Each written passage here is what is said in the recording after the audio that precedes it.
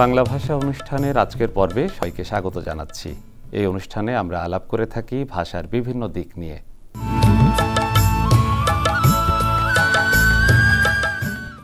অঞ্চল পার্থক্যের কারণে বাংলা ভাষার বৈচিত্র্য দেখা যায়, যাকে আমরা বলি আঞ্চলিক ভাষা। এই আঞ্চলিক ভাষার ব্যবহার নিয়ে আমাদের মধ্যে দ্বিধা আছে এবং আঞ্চলিক ভাষার সমস্যা কি এগুলো নিয়েও আমরা কথা বলতে চাই। আমাদের সঙ্গে আছেন বাংলা একাডেমির মহাপরিচালক অধ্যাপক মোহাম্মদ আজম। যেটি আমরা বলছিলাম যে আঞ্চলিক ভাষা ব্যবহারের ক্ষেত্রে কিন্তু ব্যক্তিবিশেষের ব্যক্তিমাত্র একটা দ্বিধা থাকে, এমনকি যারা শ্রোতা তারাও অনেক ক্ষেত্রে গ্রহণ করার ক্ষেত্রে নানা রকম সংকটে থাকেন বা আলোচনা সমালোচনা করেন। এটি আমরা জানতে চাইব যে আঞ্চলিক ভাষা ব্যবহারের আসলে ক্ষেত্রটা কি হতে পারে বা এর আসলে কোনো সমস্যা আছে কিনা।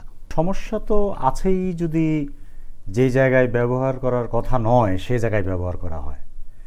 তার মানে হলো আঞ্চলিক কথাটা আমরা তখনই বলি যখন আমরা ধরে নিই যে একটা কেন্দ্রীয় ভাষা আছে। তো আসলে তো ব্যাপারটা সেরকম না।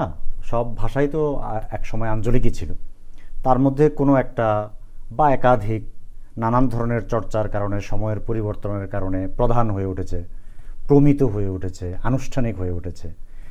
তো ওই সাপেক্ষে আমরা বাকিগুলোকে বলি যে এগুলো একটু হীন, একটু নিচে নেমে গেছে, কিংবা ওই আঞ্চলিক বাংলায় বা আঞ্চলিক রীতিতেই যখন লোকে কথা বলছে তখন অন্যরা একটু দ্বিধাবোধ করছে, একটু কুণ্ঠাবোধ করছে, ঠিকমতো গুরুত্ব দিতে চাচ্ছে না।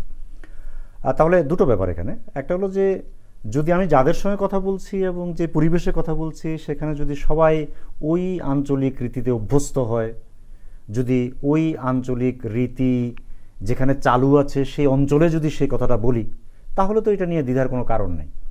কিন্তু যদি হয় এমন এক জায়গায় আমি কথা বলছি যেখানে আসলে অন্য অঞ্চলের মানুষ আছে, তাহলে খুব প্রাইমারিলি সমস্যা তৈরি হবে, একদম প্রাথমিকভাবে যে একটা বোঝাবুঝির সমস্যা তৈরি হবে, যে কেউ হয়তো বুঝতে পারছে না। আরেকটা গুরুতর সমস্যা আছে, সেটা হলো হয়তো যেই জায়গায় আমি কথা বলছি সেটা আনুষ্ঠানিক একটা জায়গা, হ্যাঁ, সেটা হয়তো এমন যে সেখানে প্রমিত বাংলাই বলতে হবে, কিন্তু একজন সেটা বলছে না, তখন হয়তো একটা সংকট তৈরি হয়, একটা দ্বিধা তৈরি হয়।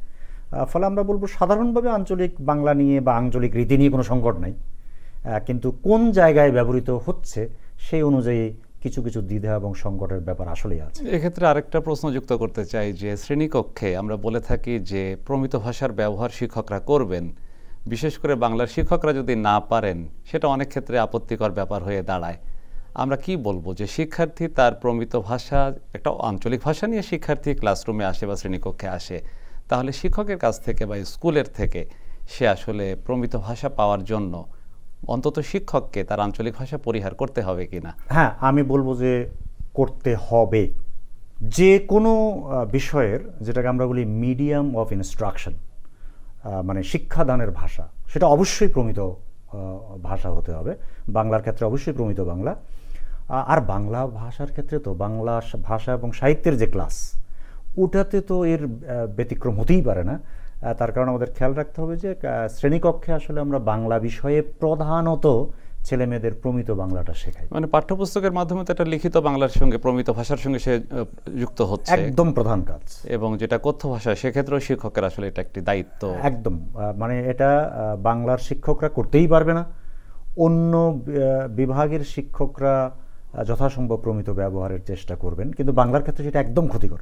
যদি আমরা বলি যে বাংলা ভাষার একটা আদর্শ ব্যাকরণ তৈরি করা দরকার, বা যদি আমরা এই ব্যাকরণের কিছু সংশোধন সংযোজন করতে চাই, সেক্ষেত্রে কি আঞ্চলিক ভাষার যে নিয়ম বা লক্ষণ সেগুলোকে আমাদের বিবেচনায় নেয়ার দরকার আছে কি না? এটা বহু পুরনো প্রস্তাব, অন্তত রবীন্দ্রনাথ থেকে এই প্রস্তাব চালু আছে যে সত্যি সত্যি বাংলা ভাষার যদি একটি গণতান্ত্রিক কিংবা সর্ববিস্তারী ব্যাকরণ যদি আমরা রচনা করতে চাই, এটা আসলে হরপ্রসাদ শাস্ত্রী এবং অন্যদের কথাবার্তার মধ্যেও যথেষ্ট পরিমাণে আছে যে এরকম একটা ব্যাকরণ যদি আমরা করতে চাই তাহলে আমাদের উচিত হবে আঞ্চলিক, অন্তত প্রধান আঞ্চলিক ভাষাগুলোর ব্যাকরণের মধ্য দিয়ে আসা। সেগুলো রচিত হওয়ার পরেই আসলে সামগ্রিক বাংলা ভাষার কিংবা প্রমিত বাংলার একটা ভালো ব্যাকরণ তৈরি হতে পারে। এবং যে আঞ্চলিক ভাষার শব্দ যদি আমরা বলে থাকি যে মোহাম্মদ শহীদুল্লাহর উদ্যোগে যে আঞ্চলিক ভাষার অভিধান বাংলা একাডেমির, তখনকার বাংলা একাডেমি যে প্রকাশ করেছিল, সেই শব্দ ভাণ্ডার কি সেখান থেকে কি আমরা আমাদের প্রমিত ভাষার ক্ষেত্রে, যেটা আমরা বলে থাকি প্রমিত ভাষা, সেখান থেকে শব্দ নেয়ার কোনো সুযোগ আছে কিনা? দুটো ব্যাপারে তো এটা খুবই জরুরি। একটা ব্যাপার হলো যে সৃষ্টিশীল রচনায় প্রচুর পরিমাণে আঞ্চলিক শব্দ আসলে ব্যবহৃত হয়। এখন আমি যদি প্রমিত ভাষার মধ্যে বড় হই এবং একটা উপন্যাস পড়তে যাই এবং আঞ্চলিক শব্দের মুখোমুখি হই, আমি তো সেটার অর্থ জানবো না, ফলে ওই অবস্থায় আমাকে অভিধান দেখতে হবে। আর আরেকটা হলো যে প্রচুর পরিমাণে নিত্য প্রয়োজনীয় জিনিসপত্র আছে, কিংবা প্রচুর অনুভূতির প্রকাশক শব্দ আছে যেগুলো আসলে প্রমিত ভাষায় অনেক সময় থাকে না। তখন ওগুলোর প্রয়োজনে আমাদের আঞ্চলিক বিভিন্ন ভাষা রীতির কিংবা শব্দ রীতির দ্বারস্থ হতে হয়। সবশেষে আরেকটা ছোট প্রশ্ন করব, সেটি হলো যে একটি ভাষা, একটি ছোট অঞ্চল বাংলাদেশ, কিন্তু নানা রকম বৈচিত্র্য, অঞ্চল বৈচিত্র্য, এর কারণটা কি? এবং আরেকটি ব্যাপার হলো এখন মানুষে মানুষে যেভাবে যোগাযোগ তৈরি হচ্ছে, এর ফলে কি ভাষার এই বৈচিত্র্যগুলো হারিয়ে যেতে পারে কিনা? হ্যাঁ, দুটো কথা। একটা হলো যে আগের দিনে যোগাযোগ ব্যবস্থা আসলে খুব খারাপ ছিল বলেই, মানে এক জায়গা থেকে আরেক জায়গায় মানুষ কম যাতায়াত করতো বলেই আসলে বৈচিত্র্যের পরিমাণ অনেক বেশি ছিল। ভাষাবিজ্ঞানে তো পুরনো কালে একটা কথা চালুই ছিল যে প্রত্যেক 20 মাইল দূরে দূরে আসলে ভাষারীতি পরিবর্তিত হয়ে যায়। ফলে বাংলাদেশ অপেক্ষাকৃত ছোট দেশ হলেও প্রচুর ভাষা রূপ এবং আঞ্চলিক ভাষা থাকার জন্য আসলে অনেক বড় এলাকা। ফলে বিভিন্ন ধরনের আঞ্চলিক ভাষারীতি থাকবে বাংলা, এটাই স্বাভাবিক। কিন্তু আপনি ঠিকই বলেছেন যে এখন যেহেতু যোগাযোগ ব্যবস্থা একদিকে অনেক উন্নত হয়েছে, মানুষ এক অঞ্চল থেকে আরেক অঞ্চল অনেক বেশি পরিমাণে যায়, আর তার চেয়ে বড় কথা হলো যে বিভিন্ন সংবাদ মাধ্যম, যোগাযোগ মাধ্যম, অনলাইন মাধ্যমের কারণে মানুষ অনবরত প্রমিত বাংলার মুখোমুখি হচ্ছে, অন্য এলাকার ভাষার মুখোমুখি হচ্ছে। ফলে নিঃসন্দেহে ভাষার বৈচিত্র্য কমবে।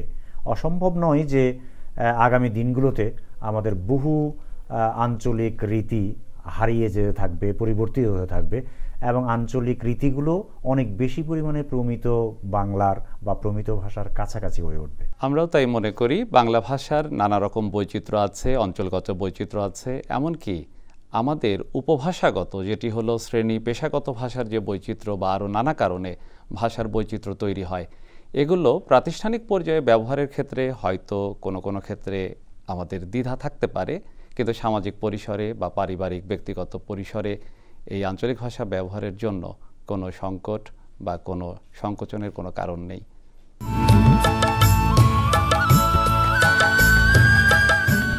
উচ্চারণ অংশে আজকে আমরা আলোচনা করব যে আমাদের মহাপ্রাণধ্বনি অনেক ক্ষেত্রেই অল্পপ্রাণ হয়ে যায়। আমাদের সঙ্গে কথা বলার জন্য আছেন আবৃত্তি শিল্পী এবং আবৃত্তি প্রশিক্ষক নাসিম আহমেদ। আপনার কাছে জানতে চাইব, যেটি আমরা বলছিলাম যে আমাদের ধ্বনিগত কিছু পার্থক্য ঘটে, যে মহাপ্রাণ ধ্বনিগুলো অল্পপ্রাণ হয়ে যায়, সেটি আপনি আমাদের জানাবেন এবং প্রসঙ্গক্রমে একটু করে আমাদের একটু জানিয়ে রাখবেন যে কোনগুলোকে আমরা আসলে অল্পপ্রাণ ধ্বনি বলি বা স্বল্পপ্রাণ ধ্বনি বলি এবং কোনগুলোকে মহাপ্রাণ বলে থাকি।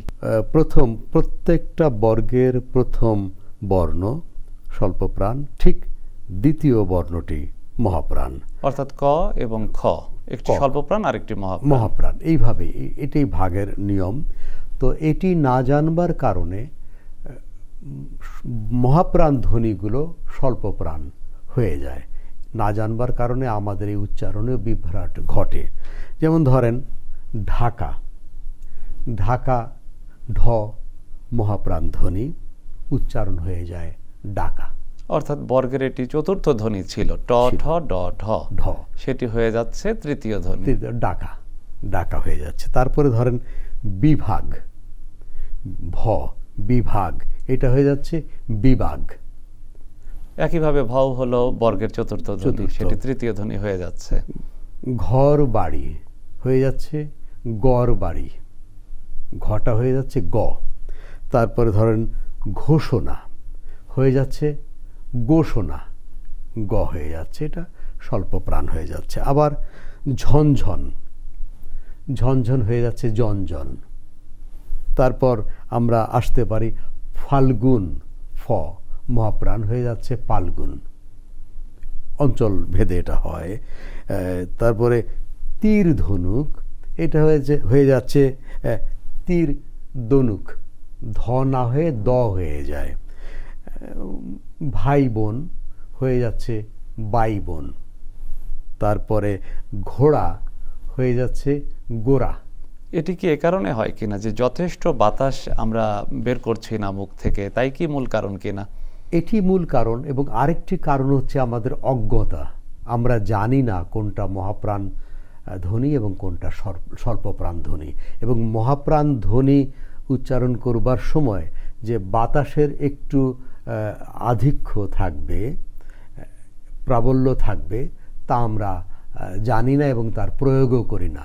এটি না জানবার কারণ হয়ে, কারণ যিনি স্বল্পপ্রাণ উচ্চারণ করতে পারেন তিনি তো মহাপ্রাণও উচ্চারণ করতে পারবেন, নিয়ম তাই বলে, কিন্তু আমাদের অজ্ঞতার কারণে আমরা এটা করি না। কাঠগড়া, এখানে ঠ ধ্বনি যেরকম, ঠ হলো বর্গের দ্বিতীয় ধ্বনি, কিন্তু এটি উচ্চারণ যখন শোনায় তখন অনেকটা কাঠগড়া এরকম শোনায়, অর্থাৎ তৃতীয় ধ্বনি ডয়ের মতো শোনায়। এর কারণ কি?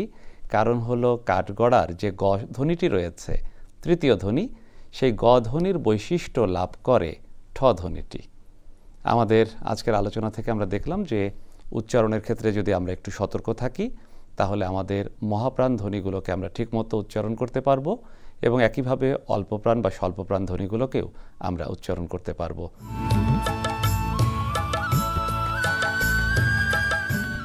আরামকেদারা শব্দটি কোত্থেকে এলো? ইংরেজিতে আর্ম চেয়ার, বাংলায় হয়েছে আরামকেদারা।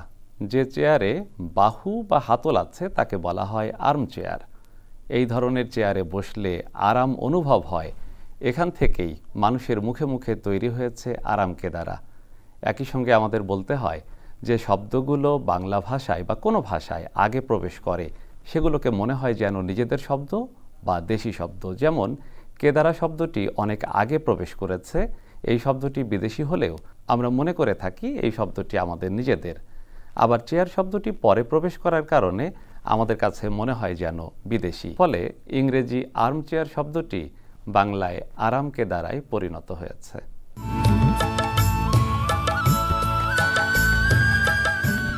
আমাদের সঙ্গে কথা বলার জন্য আছেন সিলেট শাহজালাল বিজ্ঞান ও প্রযুক্তি বিশ্ববিদ্যালয়ের অধ্যাপক আব্দুর রহিম।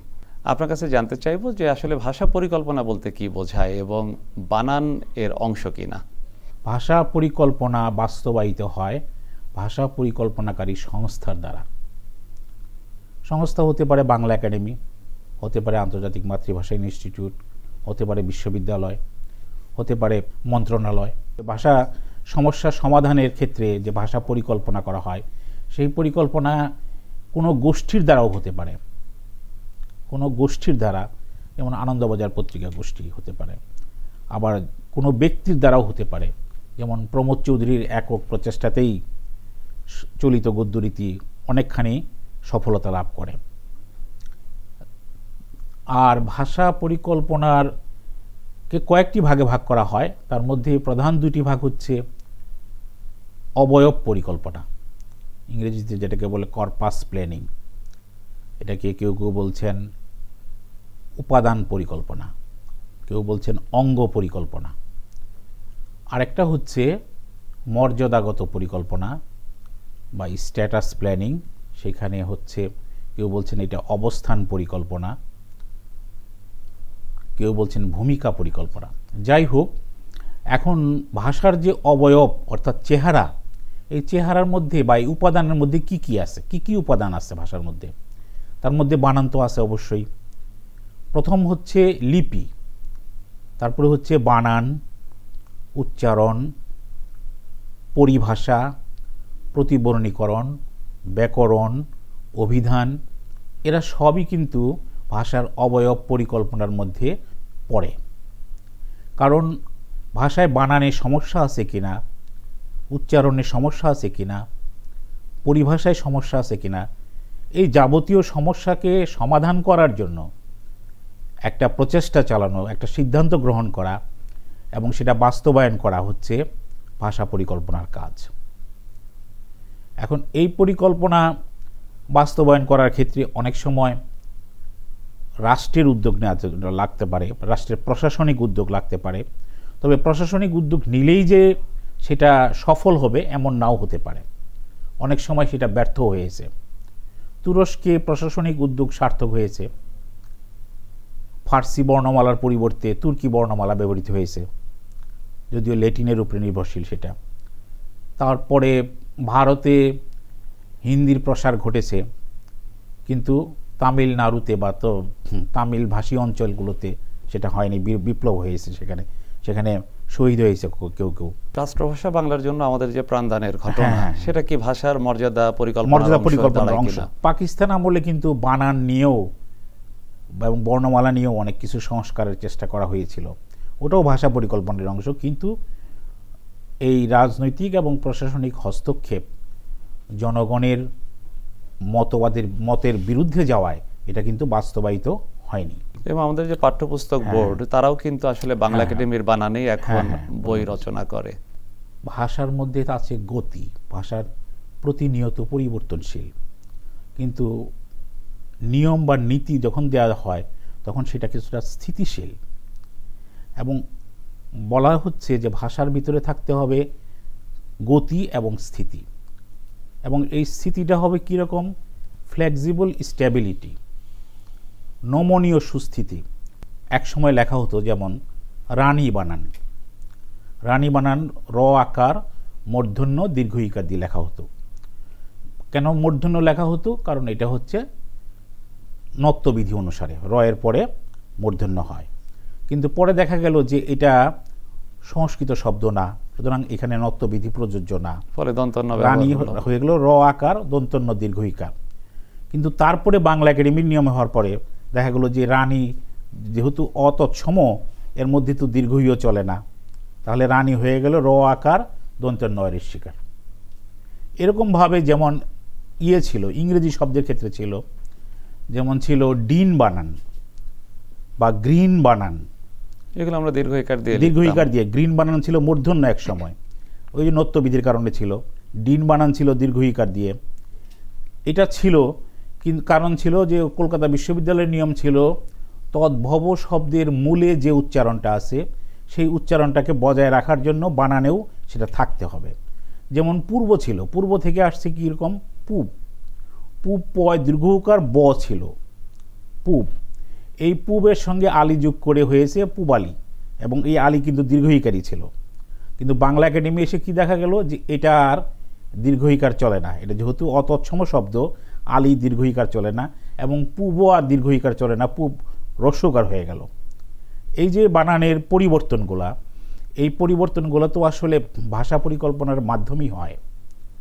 ভাষা বানানের যে নিয়ম নির্ধারণ করা, এটা হচ্ছে ভাষা পরিকল্পনারই একটা অংশ।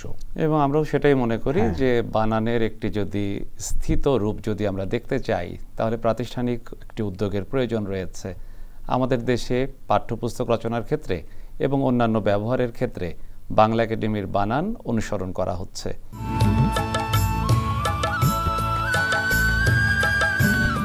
ভাষার প্রয়োগ অংশে আজকে আমরা আলোচনা করব কমার ব্যবহার নিয়ে। আমাদের সঙ্গে কথা বলার জন্য আছেন আন্তর্জাতিক মাতৃভাষা ইনস্টিটিউটের মহাপরিচালক অধ্যাপক মোহাম্মদ আসাদুজ্জামান। আপনার কাছ থেকে শুনবো যে কমার যে ব্যবহার আছে বাংলা ভাষার ক্ষেত্রে, বিশেষ করে লিখিত ভাষার ক্ষেত্রে, সেই ব্যবহারের বৈচিত্র্য সম্পর্কে জানতে চাই।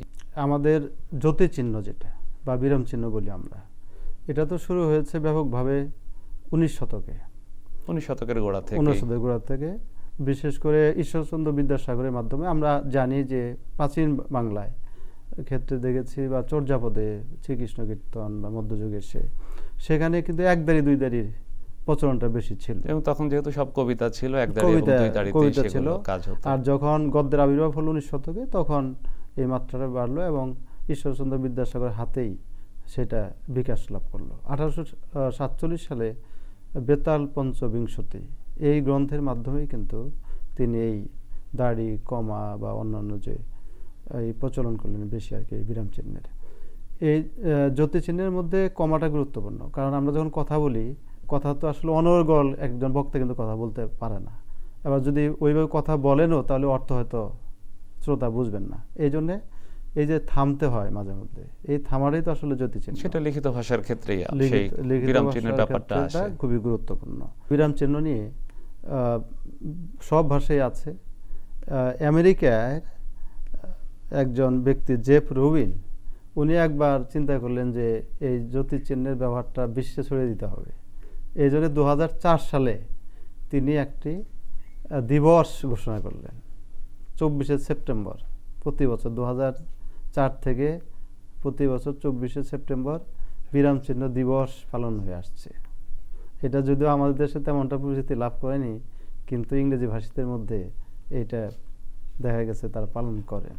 তাহলে জ্যোতিচিহ্নের জন্য আলাদা একটি দিবসের একটি এক দিবস। ধরনের স্বীকৃতি আছে। জি। আচ্ছা, এখন বাংলা কমার ক্ষেত্রে আমরা দেখতে পাই আগে যেমন আমরা আবেদনপত্র লিখতাম তারিখের মধ্যে আমরা কমা ব্যবহার করতাম, বা বরাবর এবং যার বরাবর লেখা হতো আমরা পরপর অনেকগুলো কমা ব্যবহার করতাম, সেসব কমার ব্যবহার তো এখন কমে গেছে। কমার ব্যবহারটা আসলে কি, এটা ধরা হয় প্রত্যেকটা জ্যোতিচিহ্নের কিন্তু সময় নির্ধারিত, যে কত এটার কাল পরিমাণটা কেমন হবে, এটা হলো 1 সেকেন্ড ধরা হয় এই সময়টা। আরেকটা হচ্ছে যে আমরা যখন লিখি, বিশেষ করে লেখার সময় কমার ব্যবহার এখনও আছে, আগের চাইতে যদিও কমে গেছে তারপরেও আছে। যেমন আমি যদি বলি সম্বোধন পদের ক্ষেত্রে, যে সেলিম তুমি দিকে আসো, ওই সেলিমের পরে যে সম্বোধন যে করলাম ওই শব্দের পরে একটা কমা ব্যবহৃত হয়।